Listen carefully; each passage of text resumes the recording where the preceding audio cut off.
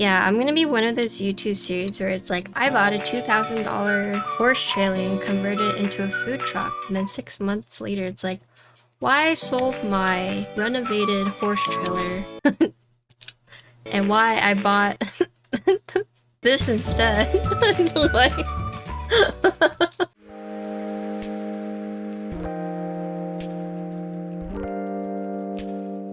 hello everyone. Today we're gonna be building.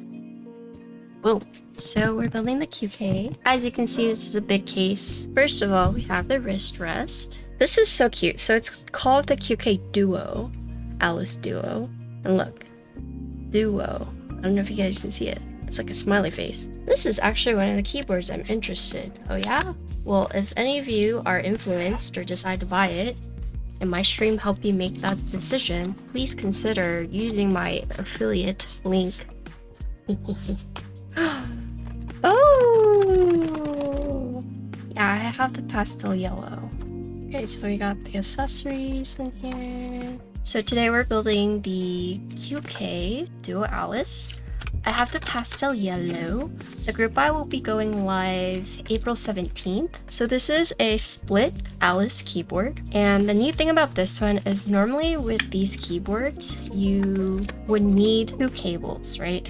So you would need one main USB and then you would need a middle cable connecting the two, right? You could theoretically do like one and one, but when you see split keyboards, you see one and then one like this, right? But this one is unique in the sense of that it actually uses a receiver. So these are going to be wireless and then you plug in your receiver to receive the input. So while this is a split keyboard, there are actually, I'd say, three main components. So you have the first half, the second half, and then you have the receiver. So the wrist are $45. Yeah, so these are optional. For me, this is the first of its kind that I've seen, at least with the enthusiast level. So that's why it's so interesting, because this just completely eliminates the need to have like multiple cables. Like you'll still have your standard one, but it's a split, so you can literally split it however you want. Because say you were to have the middle cable, like you wouldn't be able to game like this unless you had a cable this long. But the fact that it's wireless and that it's split, you can literally position it however you want it to be and not have to worry about any cables interfering. Pretty excited. I don't know how the lag connection stable is. Maybe I'll do a key and see how it is. So this is the case. So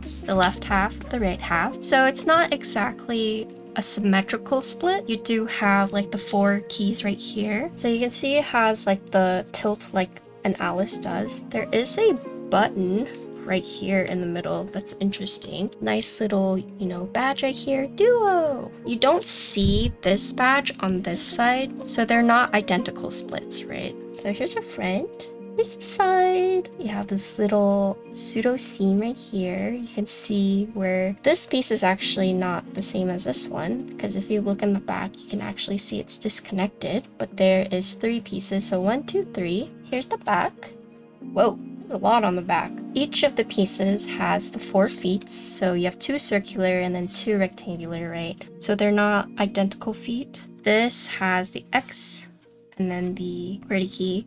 But if you look right here, this does have a gap for you to put your fingernail or finger in to lift this up. And this is a magnetic cover for the battery. So it looks like there is like a PC piece right here held down by 2 screws to make sure that, for example, if your cover were to fall out, at least the battery still wouldn't, because you do have this covering right here. This is the other side. So this one does not have like the separated column, but you do see the button once again. The bezels on this, pretty good size. I'd say they're medium, meaning more-ish on the bigger end, but you do have some symmetry going on here, right? So these gaps are going to be on the inside, and then there's no gap on the outside. And then the back, so symmetrical to the other one. And then here is the USB port side, so you can see the receiver. And it's interesting because this is alu. Looks like a PC, but it's different material is what I'm trying to say. I'm guessing this is to avoid any kind of like case interference, which is why they use a different material. And then here's the front lip. So you can see that the top piece encompasses like the bottom piece, but not completely. You do see a slight little ledge right there. So we've already established that this is the battery cover. It is magnetic. You do have 2 screws that hold this battery in with this like PC tab. Here is the little tab I was telling you about. So in the event like this comes off for whatever reason, like the magnets, you still do have like extra security. Looking internally, we do see grooves for the alphas. So for case screws, it looks like there are 4 for this one, and then this one is 3. This one is a screwless case design. Screwless as in like you don't see any on the back, but they're hidden in the front. So this is not ball catch, right? So after you remove the 4 screws, then it should just whoop. It's interesting, right? Because if you look at this button, this is actually a rubber or silicone piece that's being held down by 2 screws. This is a metal tip right here. So we have deconstructed this, and it's very, very complicated looking. Very intricate. Hello, Mochin. What's up? Yeah, I just wouldn't recommend doing this unless you really have to, but turns out there's going to be more than the 3 pieces, right? So you have the top piece, you have the middle piece, the tray piece, and then I don't know if we would count this together, but I'm gonna count it separate. You have a skeleton piece, and then you have the main like battery component piece.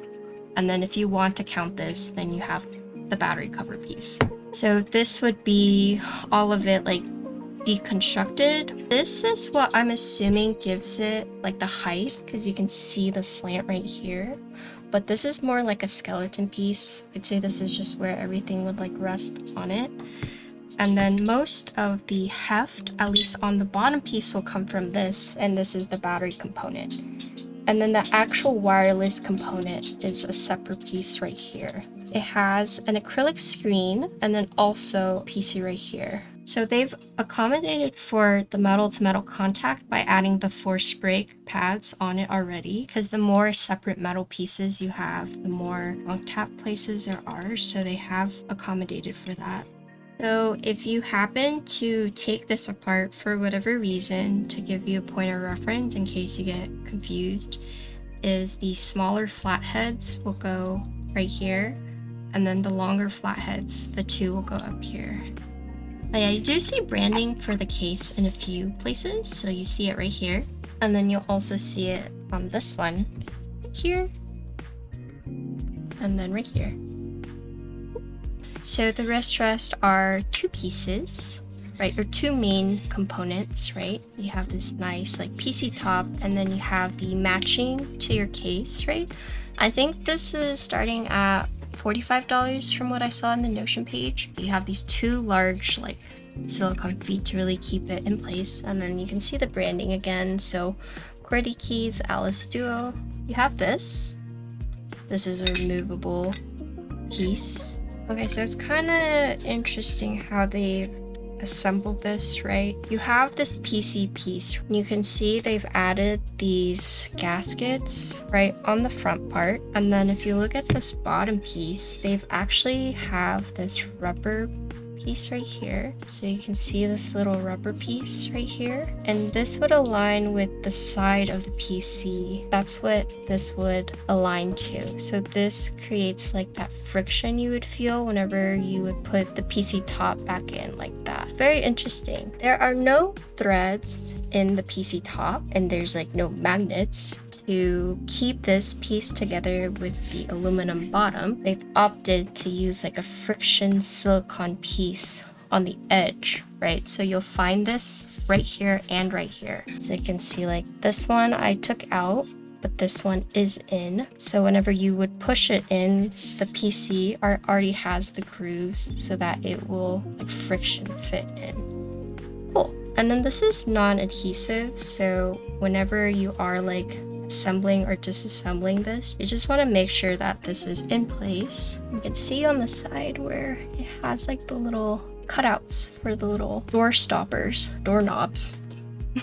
And because it's not adhesive, you can just like push it in. Pretty interesting way to basically work around like adding like thread holes into it. this little piece is for the angles on the wrist rest. So if you look here, you see how it has the rectangle right here. And if you look at this has the rectangle. So you could fit it in like a Lego piece. And so there are two things to help you align it, right? Not only do you have the peg right here, the anchor point, but then you also have more anchor points and also magnetic pieces. And you can see where it would fit in, like right here. So for example, you could put it in like this. And so now it would be slanted like so. But if you want it to like go the other way, you would then take this off and then move it to this side. I think I would actually recommend putting the tab into the top piece first before doing that. It's a tight fit up here, but then it's a more loosey-goosey one down here. So now it's slanted the other way. Cool. So they've made the wrist rest so you can actually angle it, you know, either this way, or you can have it just like normally flat. And that's what the grooves here are for. And the orientation for this does matter. So this would be on the top or whatever if you want to do the left or right side of the angling. Here are the magnetic pieces, and this would go downwards for these. If you didn't want to do an angle, you just wanted it to be flat. This one is for the top piece. This side should be down, and then this side is also going to be down. So you can just look at the tabs. So you can see these are like the rectangular tabs, and you can see rectangular tabs right here. And then you see on this side, it's more circular. So you would look for the circular piece right here. And you can see circular, circular. Pretty smart. The magnet pieces are always going to be down for your reference. It just does change based on like if you do like no angle versus if you decide to do like a side angle, because then you do have to like turn it, because you can see there's magnets on this side, magnets on this side, but you just look at what the tabs are for what you're trying to do. Either way, that's neat. That's neat. And then we'll look at the receiver. Oh, it lights up. So this is a volume knob, so you can press the knob.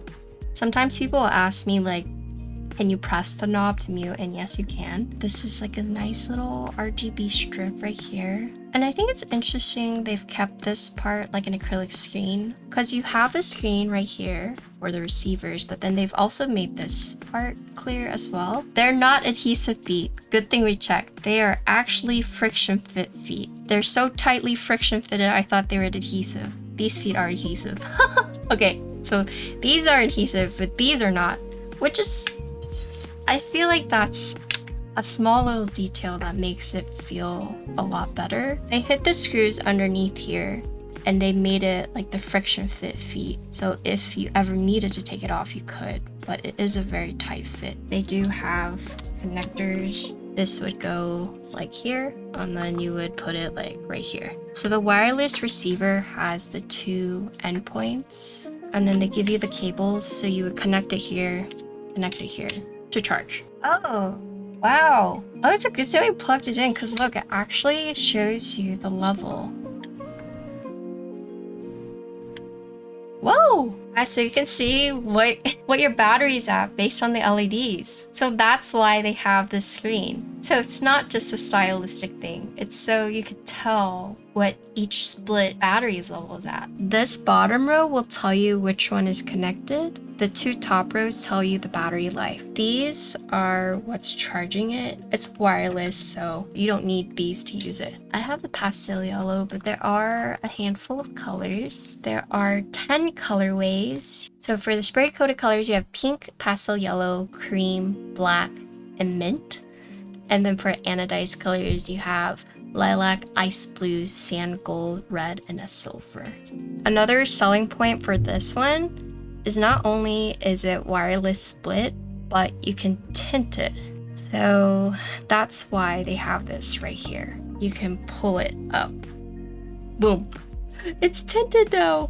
So they're saying there's two tinting angles. So you have the 0, flat like that, or you have the 5, which is like this. And then if you're worried about this like potentially like falling as you're typing, So they have these hinges that are built in to prevent that from happening. And once you've raised it to like the full angle, you kind of feel it just like snap into place. That's the reason we have this hole right here to help you like pull it out, right? So it looks like you can't really go like in between. You can either do 0 or 5. I guess theoretically, if you are like a more light-handed typer, you could go like in between, but there's nothing really to like hold it in place. I'd say it's still pretty strong though. Yeah, I think it just depends how heavy you type. That's the case breakdown. Let's look at the plates. I have 3 plates this time. It looks like I have PC, I have FR4, and I have aluminum. So before you guys are like, oh, that's flex cut, these are actually going to be for the LED diffusers that you saw with the Neo. So we'll see it again here. So these aren't flex cuts for the plate, they're for the Alice gaps. So if anyone has ever used an Alice, with the angle and the tilt, there is gaps between the keys. It's kind of like a black pit. They've added LEDs. There is a diffuser piece, so it's not just like boom in your face, but yeah, these are for the diffusers so that the black gaps with the Alice split is now filled with lights. And you can turn it off if you don't want it. You can also have it on. So it's almost like a different version of like per key LED, right? So you do have this for an LED strip. This is for, I'm guessing like the badge right here. You can see right here. Boop.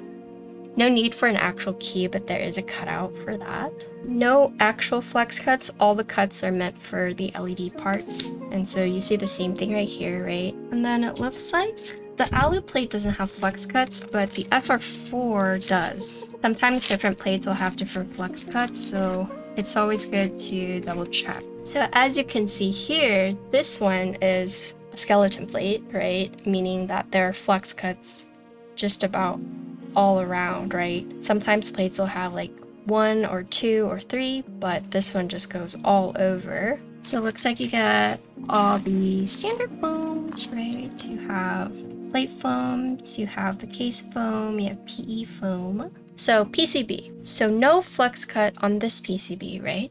Here you see the LED strip I mentioned earlier. This is the gap for like the badge area right here on the case. This is the key for the button. And then here is the on and off switch for that. So they're offering a 1.2 dual mode flex cut hot swap. And they're also offering a 1.6 dual mode non-flex cut hot swap, which is the one I have, right? The biggest thing to note is that if you want flex cut, you would have to get a 1.2, and then if you want non-flex cut, you would get a 1.6. Same thing you see here, you see the LED strip, right?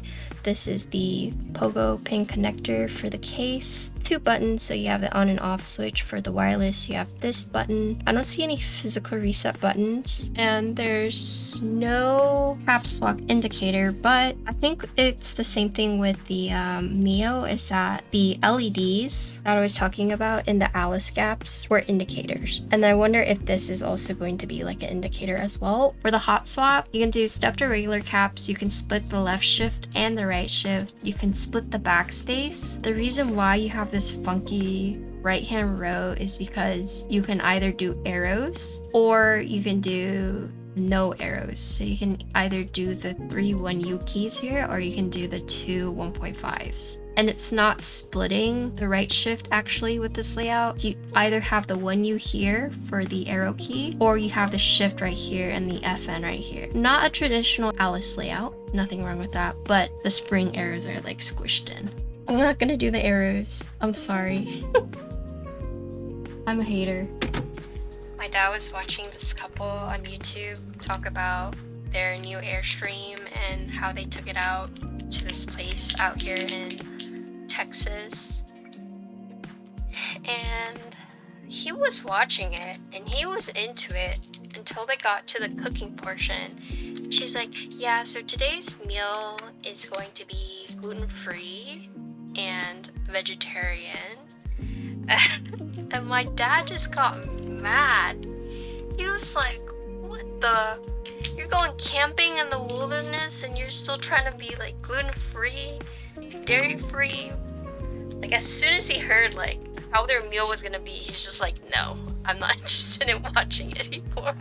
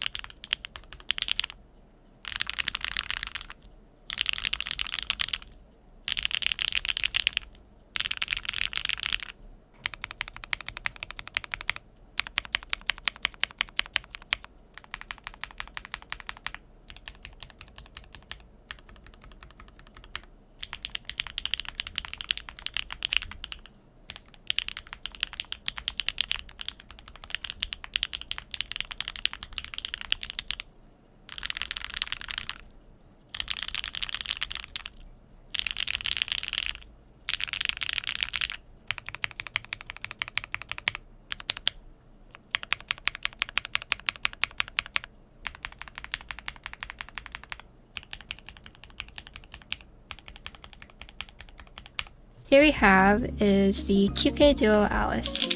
This will be out April 17th. Orders will be fulfilled within 8 weeks of placement. So it looks like this is the pre-order, and then after a certain time, it will then be in stock. This is not their first Alice, but it is their first split keyboard, and it is wireless, which is pretty revolutionary, especially as a split keyboard. It uses 2.4, but it also supports the USB-C with this one, so not Bluetooth. They connect to this, which is connected to your computer. So with these Alice boards, right, you have normally a gap right here that you can see here, and they've kind of filled in that spot by adding this button. And this button does have tactile feedback, so you can remap this to whatever you want, but it does kind of fill in this awkward split right here. The layout is a little different from like your traditional atlases. So for example, normally you would have one like 1.5 key here,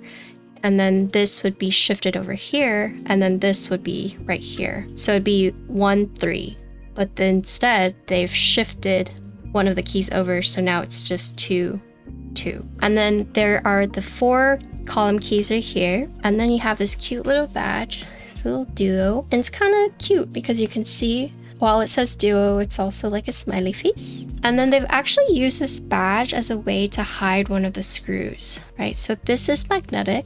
So this is a screwless case design, or there's like no visible screws. And this one I have is actually a pastel yellow. And the reason why I went with GMK Tiramisu kind of reminds you of like Pom Pom Puddin, Hello Kitty character. Hopefully some of you see my vision.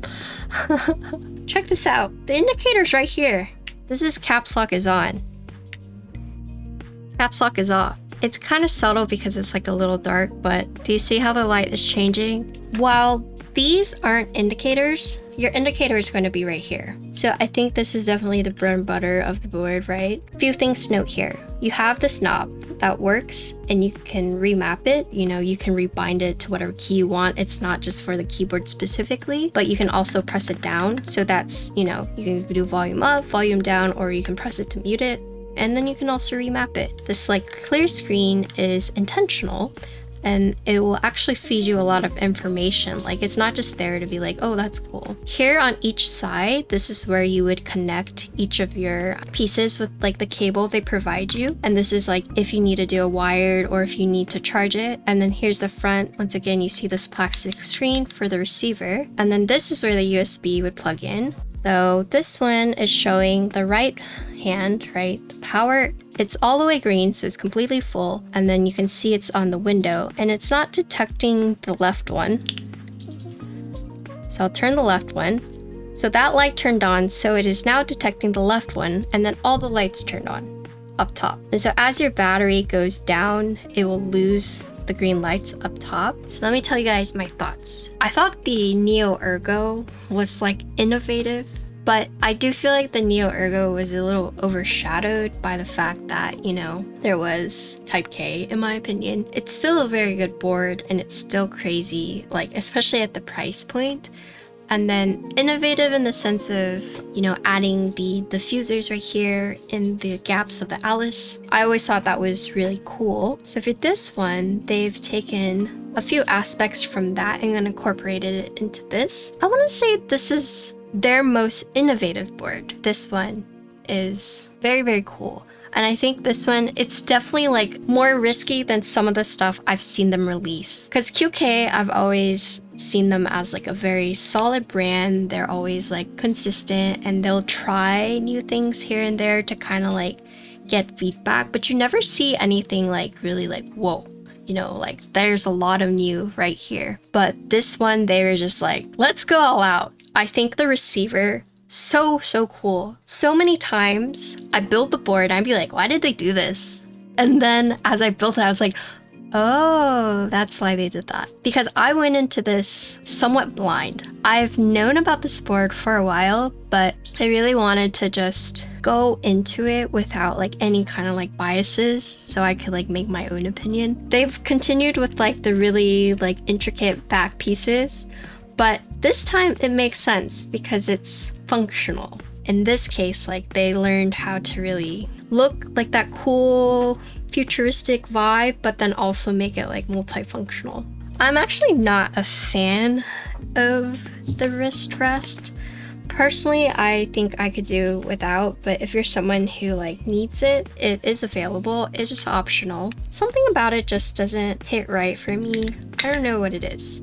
I don't know, I just think for something that's like so aesthetically pleasing like this, and then seeing the wrist rest, I do think some of these parts that are like more exposed and it just kind of looks almost like incomplete, it just doesn't quite fit this to me, for example. That's just a me thing. It's nice that they have the wrist rest offered. I personally wouldn't get it just because I don't feel the need. Having the wrist rest, especially if you want to use the tint, could be very helpful. But this is a very cool board, in my opinion. I did not like the tint, if we're being honest. Not because it was like bad or whatever, but it didn't feel comfy to me. The flat degree felt more comfy to me, but like I said, it's not a design flaw, it's just like a me thing. But the fact that they've incorporated the tint in a way that, you know, still looks cool and you can incorporate it like fairly easily, that's neat. I think the reason why it didn't feel like super comfortable to me is because I wish the tint were more like even or more flat. It's almost like a downward slope. When it's flat, it's what I'm used to. But this has a tint, but it also slopes a little bit down. So it's like the angle from the board and also the tint.